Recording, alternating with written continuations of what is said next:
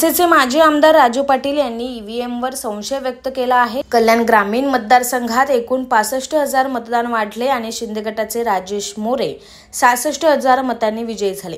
या वाढलेल्या मतदानाचा संपूर्ण फायदा एकाच उमेदवाराला कसा मिळू शकतो असा सवाल राजू पाटील यांनी उपस्थित केलाय।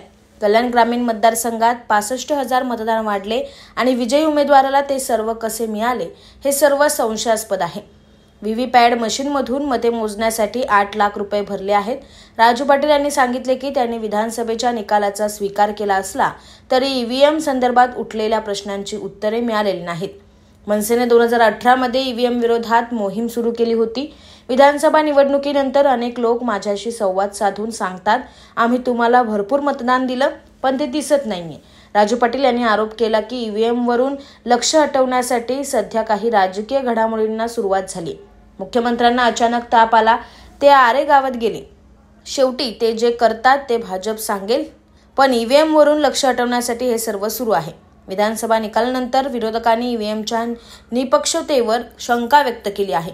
आता पाहायला हवं की या मुद्द्यावर काय पुढे घडतंय।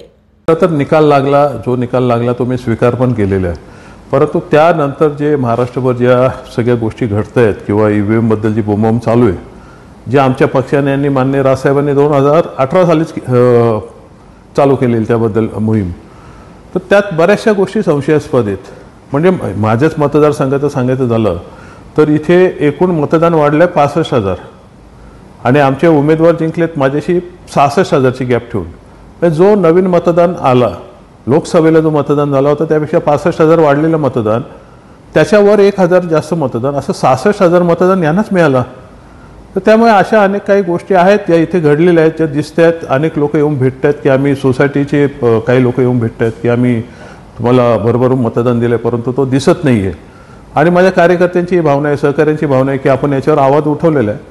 त्या अनुषंगाने मी पण ती मागणी केलेली आहे। त्याचे काय 17 ईव्हीएम मशीन त्याचं व्हीव्हीपॅट मोजण्यासाठी जे कायदेशीर काहीतरी साधारण 8 लाख भरायचे असतात तेही भरलेले आहेत मी। परंतु हा जो एकंदरीत गोंधळ चालला आहे किंवा जो आवाज उठवला जाते त्याच्या अनुषंगाने बऱ्याचशा गोष्टी पण चालू आहेत इथे। म्हणजे मुख्यमंत्र्यांना ताप काय आला, दरेगावात जाऊन काय बसले, शेवटी यांना जे बीजेपी सांगेल तेच करायचे। परंतु ह्या गोष्टींवरनं कुठेतरी लक्ष हटवण्यासाठी पण ही काय कामं चालू आहेत असाही संशय येतोय। त्यामुळे एकंदरीतच सध्याचं जो राजकीय वातावरण बघता जी आम्ही मागणी केलेली आहे आणि अनेक लोकांनी केलेली आहे त्या अनुषंगाने सगळं चालू आहे।